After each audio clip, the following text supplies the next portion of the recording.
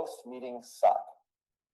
I have been a professional for over 20 years now, and just like most of you, I've had everything from the perfect meeting to the worst meeting ever and everything in between. Most meetings are lacking in a good agenda, lacking in the right attendees, lacking in the right preparation, lacking the right focus, so on and so forth. And that's tragic because it's the most expensive time that you take up. It's extremely expensive to take your 5 business leaders of your business or department for a whole hour, divert them from the work they're doing, and make it so they have to talk about stuff and waste time. So I'm going to teach you how to have better meetings. I dare say great meetings. I have been lucky enough to have been operating EOS, Entrepreneurial Operating System, for over 10 years as an operator first, and now as a coach. I coach leadership teams on how to use the system. And meetings is a primary part of how to get better at what they're doing. Okay, so I'm going to give you a background and give you an actionable agenda for how you can have better meetings tomorrow. Maybe not tomorrow because it's Saturday. Hopefully you don't do a meeting tomorrow, but starting on Monday. Okay, so here's my agenda. Again, we've got about 15, 20 minutes. This is not a lengthy dissertation. This is getting right to it, getting to the actions, and then being available for any questions that you have. About me, the tools that I use, the traction side, which includes the meeting pulse, putting them into use, and then any questions. Okay, so about me and about EOS. EOS stands for Entrepreneurial Operating System. It was created by Gino Wickman, who wrote the book Traction 20 years ago. So he's my colleague. He created this system and refined it over a 10-year period before even starting to train other people to use it. I implemented EOS with my second company in 2014. And so I was an operator for almost 10 years before pursuing my dream of becoming a coach and helping other people. And I've been a leader my whole career. Ever since right out of college, I was an infantry officer in the Marine Corps. Had a chance to lead troops into battle 2 times. And I saw firsthand what clear missions, clear visions, quality training, clear leadership does in the most difficult circumstances. Since then, I've launched 3 successful businesses. I've sold 1. I've had a lot of wins. I've grown from 0 to 100 employees. I've also made all the mistakes you could possibly make when building entrepreneurial organizations. And that is one of the primary reasons why I do what I do now, help others so that they can make a few less of the mistakes that I made, so they can have a simpler path to the dreams that they're trying to pursue, and so they can live a life and build the business that they want. So that's my passion. That's what I do full time. That's how I spend all my time, is teaching this material to leadership teams, facilitating them in their planning sessions, in their meetings. So I am a professional meeting holder, and coaching them to get what they want from their business, to break through their limitations, to stop getting in their own way, to stop their limiting beliefs. So that's what I do. That's my history. Here's the model that I use. This model is based on the realization that all entrepreneurial teams are typically running around with 136 issues in their head. And to the extent that they can get strong on 6 key components that all businesses have, most of those issues will fall into place because they're symptoms of a root cause. And so those 6 key components I'll explain briefly, and then we're going to dive into the traction component. Okay? So vision is getting everyone in the business 100% on the same page with where you're going and how you're going to get there. People is all about getting great people in the organization. We call it right people, right seat.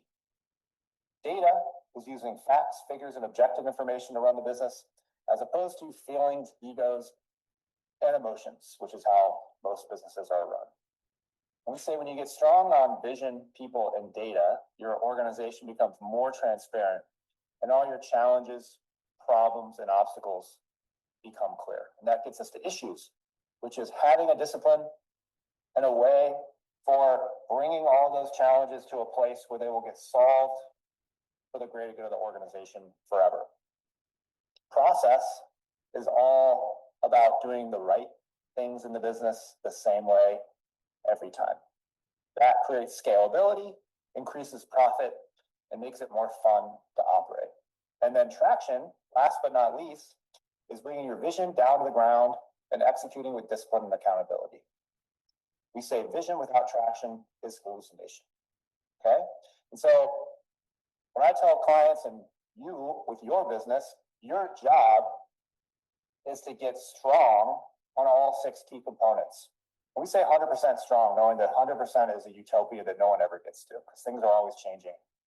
The world's dynamic. We say great businesses or great teams can get to 80% plus strong on all 6 key components, with most businesses operating around 20% and succeeding in spite of themselves. Okay, so you in the audience, whatever business that you're in, they include these 6 key components. It is inclusive of all businesses, and the tools you use might not be the same as mine, but this is something you can use to evaluate your business. Okay? So the traction side is what we're going to talk about most, which is bringing the vision down to the ground and executing with discipline and accountability. All right? How do we create discipline and accountability? There's a lot of ways. 2 ways in the EOS system and in the tools that I use with my clients is with rocks and the meeting pulse. Okay, rocks is setting 90-day priorities, creating a 90-day world within the organization. And I'll talk a little bit more about rocks. The meeting pulse is what we use for every organization to know exactly how they're meeting to do their planning from a long-term standpoint and on a short-term basis. One of our primary leadership abilities is prediction, and we predict on long-term and short-term. Long-term is everything 90 days out, so we set these rocks. Further out would be a 1-year plan, then a 3-year picture, then a 10-year target. So we go all the way out to 10 years. Within the 90-day world is short-term prediction. And how do you stay on track, solve the most important issues on a weekly basis, diagnose what needs to be worked on, and course corrected so that the whole organization can stay on track. And that's the weekly meeting pulse and short-term prediction that I'm going to talk about. The structure is called the level 10 meeting. And this is the meeting agenda that every client that I work with runs. It's been proven with 26,000 plus companies at this point. That's 26,000 companies that run this meeting. It works. And here's how it works. It is a 90-minute meeting held at the leadership team level. As teams that I work with roll this out into the organization, the rest of the organization, all departments ultimately adopt this structure and use this same agenda for their departments. And so we're talking primarily at the leadership team level right now, but keep that in mind. And how it works is, or what makes it great is, 1, same time, same day, same invite list, same agenda, start on time, finish on time. Every week, predictability forever. There's no change. Every attendee who needs to be there is there every week, except when they're on vacation. This is the most important meeting of the week. And the purpose is to keep the circles crossed of the key leaders of the organization so they get enough information and enough back and forth to know what's going on and be apprised of what's going on in the organization, and to diagnose what issues need to be worked on and solved so that the organization can stay on track towards their longer term goals. And lastly, solve whatever issues need to be solved on a weekly basis to keep things going as they are meant to be going. Okay? So here's the agenda. The agenda is, again, same agenda every week. Start with what we call a segue, which is good news, personal, business, best, connect with each other, make sure you know you're all human. Then is a scorecard, which is 5 to 15 numbers that you report on a weekly basis to get a pulse on the business. Here's an example of the scorecard. Okay, so it's 5 to 15 numbers, and it looks exactly like this. Who owns the measurable? What is the measurable? This first one is weekly revenue. What's the weekly goal? So you need a weekly goal. And then you have a 13-week history to see trends, see what's going on. Okay, so the elements of a great scorecard here are: one, a clear owner. Who owns the measurable? Who's responsible for it staying on track? In this example, Anne is responsible for revenue and cash balance. Okay, what's the goal of the measurable? There needs to be a weekly measurable. Additionally, these are weekly measurables, so it needs to be something that's relevant on a weekly basis. Okay, so profit, net income, for example, might not be relevant on a weekly basis because you can't even track it for most companies. That's more of a monthly measurable, and that would not be relevant here. Okay, another element is we want to have a mix of leading and lagging indicators. So lagging indicators, the first one, weekly revenue, is a great example of a lagging indicator. That's a perfectly fine measurable. Most companies want to have their revenue on there. But leading would be the third one, sales calls. Sales calls pushes activities forward and happen before earning the revenue. Okay, so that helps us predict and diagnose what's going on in the organization better than revenue, which is an outcome of all the activities. So leading is important. You want to find leading indicators, and then you also want them to be activity-based. Okay, revenue is not really an activity-based indicator. Sales calls is. All right, so those are a couple benefits of a scorecard. Every good team needs to have some kind of scorecard to diagnose what's going on in their business. Too many numbers, more than 15, is oftentimes going to bog down organizations. The point here is a quick diagnosis so you can tell what's going on in the business in just a few minutes. Next is ROC review. And ROC review is reporting on your most important priorities that you all have agreed with as an organization. So I'm going to introduce the concept of ROCs to you. Okay, so ROCs is based on the concept here of focus, where if you think about the energy of the sun as an analogy, if I were to go out behind me, out into the sun, and stand outside for a couple hours, the worst thing that's going to happen is that I get a little bit of sunburn. But if you harness the energy of the sun and focus it into a laser, you can cut through almost anything with that. Sun has almost unlimited energy. Your team does not. Your team has scarce energy. And so you need to absolutely focus your teams in order to get what you need to get done. And so that's the concept here. And the term rocks comes from Stephen Covey's concept of rocks, pebbles, and sand, where if you take an empty jar and you fill it with sand up to a certain level, then you pour some pebbles into it. They're going to land right on top of the sand and fill it up to the top. And then your big rocks, your most important things, there's no room for it in the jar. Whereas if you do it the opposite way, if you put the rocks in first, the rocks will be in the jar. Then if you pour your pebbles in, they'll just work their way around and kind of filter around. And then the sand will filter all around everything, and you actually can fit more in. And the analogy is, if you take care and prioritize your most important things every day, every week, they'll get done, and everything else will kind of just happen. Okay? And that's the concept here, where we want to figure out and agree on a team what our absolute must get done priorities are. We say 3 to 7 for a company.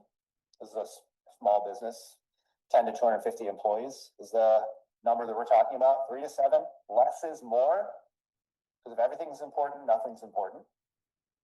And we typically set this as a 90-day quarter, because that's an appropriate amount of time for teams to stay focused on something. And around 90 days, they start to lose focus. Attention starts to get pulled in many different directions. Okay, so rocks are, what are your 3 to 7 priorities as an organization? And then we have each department has their 3 to 7 priorities. And so that everyone in the organization knows what the priorities of the company or organization are. Each department and individuals in the organization, they're focusing on a weekly basis to keep things on track. So in rock review and scorecard review, in this meeting, we're simply reading the number and saying on track or off track. And then for the rock, we're reading the rock and then saying on track or off track. And if they're off track, we drop it down, which is make it an issue and put it on our issues list. Okay, I'll talk a little bit more about that. Next agenda item is customer employee headlines. And that's, are we keeping our customers happy? Are we keeping our employees happy? What's going on with our team, customers? What's going on in our department that anyone needs to know? It's not meant to be a lengthy discussion. It's just updates. Updates to cross the circle so that everyone knows what's going on in the business. Assume this is the only 90 minutes that you talk to each other. What does everyone need to know so everyone can feel like they know what's going on in the business? That's an efficient way to transfer knowledge and information. From there, the last part of the reporting section is the to-do list, which is all the actions that we agreed to last week in our meeting. Were they done or not done? We want great teams to be 90% done every week with their to-dos, which are 7-day action items, sometimes 2-week action items, 3 or longer. That starts moving into the rock or big project priority category. From there, we move into IDS, which is the issue solving track and stands for identify, discuss, and solve. Okay, so identify, discuss, and solve comes from the realization that even great teams oftentimes will get into a room and just start talking about stuff and discuss the heck out of it and never really get to a solution before moving on to the next thing, and so on and so forth. And just kind of talk about stuff. This fixes that. And the way it works is you, as a team, develop a discipline of capturing your issues, which is challenges, problems, and opportunities. Issues are not good or bad. They're just things that need to be solved. You capture those issues, and then when you get to this portion of the meeting, you've got your issues list. People have the opportunity to add more issues to the list, and then you nominate the top 3 that you need to solve in order to keep things on track as an organization. And that's you, meaning the people on your team, need to be selfish and nominate what they need to get solved to stay on track. So that's often going to be rocks that are off track, scorecard measurables that are off track, and then anything else that needs to be worked on. And so you nominate it, the person who brought forth the issue identifies the issue, and then you all need to be critical with each other and narrow down what the root is of the issue before moving on to discuss, which is a brief period of discussion when you're talking back and forth about the potential ways to solve this issue. You don't want to repeat yourself too much because that's politicking. It's meant to be brief discussion to get to what is the solution. And then the solve is a to-do action decision, something that is going to be done to make the issue go away. Great teams, when you get good at that, can do this and solve 3, 6, 9 issues for the betterment of the organization every week and keep yourself on track. So that's the primary means of solving that. That's the level 10 format. We finish with 5 minutes to conclude, which is recap the to-dos. Are there any cascading messages we need to share with the team based on the decisions that we made? And rate the meeting 1 to 10. The last piece is preparation and intensity. So this agenda is great, but it doesn't really work that well if everyone just shows up and expects the meeting to happen to them or expects the facilitator to do all the heavy lifting on the work. What makes it great is when everyone prepares and everyone treats the meeting as if it's the most important meeting or time of the week, which it is. And if you do that, you will make it the most productive 90 minutes of your week. And it'll transform the way you do business, truly, if you actually stick with this agenda and lean into it with the following areas of preparation and intensity. Okay, so segue, you have to be prepared with a personal business best. That's an easy one. Scorecard, if you're accountable for the number, you need to know what the number is, whether it's on track or off track. and know why if it's off track, so you can have an educated conversation about what to do with it.